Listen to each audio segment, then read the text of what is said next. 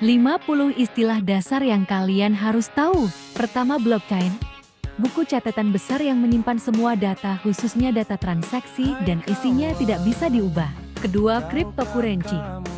Mata uang digital yang menggunakan teknologi kriptografi buat ngejamin dan ngejaga keamanannya. Ketiga, desentralisasi. Konsep di mana tidak ada satu pihak pun yang mengontrol sebuah sistem atau jaringan, tapi kontrol dan keputusannya dibagi rata ke semua peserta yang terlibat. Keempat, consensus mechanism. Cara validator atau kelompok orang yang menjalankan jaringan blockchain menyetujui semua transaksi yang masuk. Kelima, smart contract. Program di blockchain yang bakal melakukan tugas, biasanya transaksi secara otomatis kalau syaratnya terpenuhi tanpa perlu pihak ketiga. Keenam, decentralized applications (DApps). Aplikasi yang dibangun dan berjalan di atas blockchain bersifat terdesentralisasi dan sering menggunakan smart contract untuk otomatisasi. Ketujuh, decentralized finance (DeFi).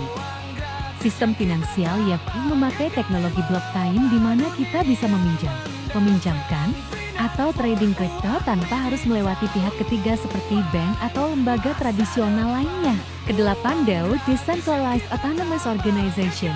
Organisasi yang berjalan otomatis menggunakan smart contract dan tanpa pemimpin di mana semua keputusan diambil bersama-sama dengan anggota lewat voting.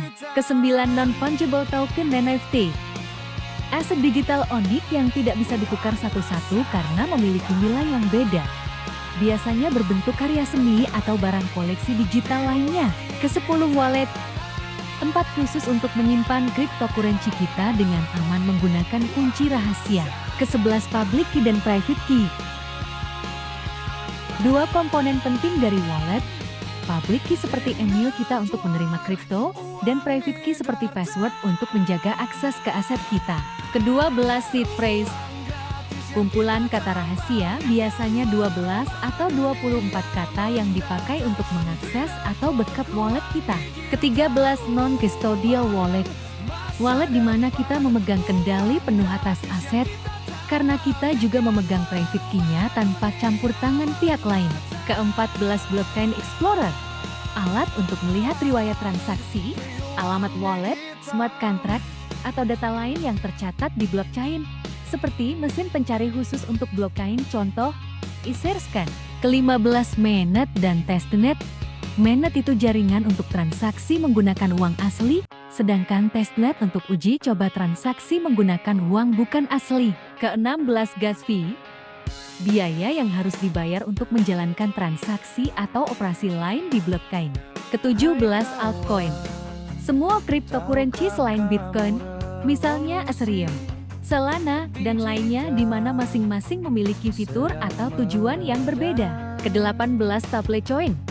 Cryptocurrency yang nilainya stabil karena diikat dengan aset nyata seperti dolar as, contoh USDT, USDC, atau aset lain. Ke-19, CEX, singkatan dari Centralized Exchange. Platform trading kripto yang diatur oleh perusahaan dengan sistem terpusat untuk mengelola transaksi, contoh Binance, Coinex.com. Ke-20, DEX, singkatan dari Decentralized Exchange. Platform trading kripto yang tidak diatur oleh satu pihak di mana semua transaksi langsung antara pengguna melalui smart contract, contoh Uniswap, PancakeSwap. Ke-21, proof of work pay. Salah satu consensus mechanism di mana para node harus memecahkan puzzle matematika yang ribet untuk memvalidasi transaksi. Tapi proses ini boros energi. Ke-22, proof of stake post. Salah satu consensus mechanism di mana para node harus men-stake mengunci kripto mereka untuk memvalidasi transaksi yang lebih hemat energi dibanding tau. Ke-23, layer 1. Lapisan utama blockchain di mana semua data disimpan dan mekanisme utama keamanan dijalanin, contohnya kayak Bitcoin, Ethereum, dan Solana. Ke-24, layer 2. Lapisan tambahan yang biasanya bertujuan membantu blockchain layer 1 memproses dan memvalidasi lebih banyak transaksi tanpa mengorbankan keamanan, contohnya seperti Base, Polygon, dan Arbitrum. Ke-25, layer 3. Lapisan tambahan di atas layer 2 yang fokus ke user experience, membuat blockchain lebih gampang diakses oleh pengguna melalui dApps, wallets, dan menghubungkan blockchain yang berbeda supaya bisa saling kerjasama interoperabilitas. Ke-26 market capitalization. Total nilai pasar dari sebuah cryptocurrency dihitung dari harga per koin dikali jumlah koin yang beredar dan sering dipakai mengukur popularitas atau besarnya suatu koin. Ke-27 tokenomics. Rancangan ekonomi dan model insentif di balik kripto, termasuk distribusi token dan cara token dipakai untuk meningkatkan nilai project. Ke-28 max supply. Jumlah maksimal koin atau token yang akan ada sepanjang waktu, tidak lebih dari itu. Misalnya Bitcoin yang punya maximum supply 21 juta koin. Ke-29 circulating supply. Jumlah koin atau token yang saat ini sudah ada dan bisa diperjualbelikan di pasar, yang mempengaruhi stabilitas harga, likuiditas, dan ketersediaan kripto di ekosistem. Ke-30 token standard ERC-20, ERC-721, dan lain-lain. Aturan teknis di blockchain seperti Ethereum membuat token, misalnya ERC-20 untuk token biasa atau ERC-721 bagian FT. Ke-31 token swap. Penukaran satu jenis koin atau token dengan koin atau token lain, biasanya dilakukan di platform kayak DEX. Ke-32 utility token. Token yang bisa dipakai untuk mengakses layanan atau jadi alat pembayaran di ekosistem project tertentu. Ke-33 governance token. Token yang dipakai untuk voting dalam keputusan project, seperti perubahan atau pengembangan baru. Ke-34 token bin. Proses menghapus token dari peredaran dengan mengirimnya ke alamat wallet yang tidak bisa diakses. Tujuannya token menjadi lebih langka dan nilainya naik. Ke-35 airdrop. Cara marketing project di Web3 dengan membagikan token gratis ke orang-orang yang memenuhi syarat, dengan tujuan meningkatkan kesadaran, minat, dan adopsi project tersebut. Ke-36 waitlist. Daftar orang-orang yang terpilih mendapat akses awal ke token, mining NFT, atau kesempatan eksklusif lainnya. Ke-37 faucet. Situs yang memberi kripto gratis untuk dipakai di testnet, biasanya untuk belajar atau uji coba jaringan blockchain. Ke-38 liquidity pool. Kumpulan kripto yang dikunci di smart contract supaya DEX atau aplikasi DeFi bisa berjalan, contohnya menukar token tanpa menunggu penjual atau pembeli lain. Ke-39 liquidity. Tingkat kemudahan untuk jual beli token di pasar tanpa mengganggu harga pasar. Semakin tinggi likuiditas, semakin mudah transaksinya. Ke-40 volume.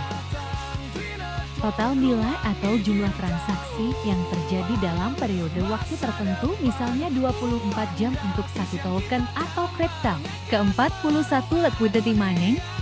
Proses mendapatkan reward biasanya token dengan menyediakan likuiditas di liquidity pool, menjaga ekosistem DeFi tetap jalan. Ke-42 staking. Proses penguncian kripto di jaringan blockchain untuk memvalidasi transaksi atau mendapatkan reward. Biasanya jadi salah satu langkah awal sebelum farming di DeFi. Ke-43 yield farming. Strategi maksimalin keuntungan di DeFi dengan memindahkan dana antar platform untuk mencari hasil tertinggi dari staking atau liquidity mining. Ke-44 APY annual percentage yield. Total persentase keuntungan setahun dari staking atau farming dihitung dengan sistem bunga majemuk, artinya keuntungan sebelumnya terus diinvestasikan kembali untuk mendapatkan keuntungan lebih besar. Ke-45 FOMO. Singkatan dari Fear of Missing Out, yang artinya rasa takut ketinggalan tren atau kesempatan besar di dunia kripto, membuat kita buru-buru ikut-ikutan membeli. Ke-46 FUD. Singkatan dari Fear, Uncertainty, DAP, yang artinya strategi atau perasaan negatif yang disebarkan membuat orang lain panik dan ngejual kripto mereka. Ke-47 HODL. Singkatan dari Hold Until Delay, yang artinya menyimpan cryptocurrency untuk jangka panjang, apapun yang terjadi di pasar. Ke-47 HODL. Singkatan dari Hold Until Delay, yang artinya menyimpan cryptocurrency untuk jangka panjang, apapun yang terjadi di pasar. Ke-48 rug pull.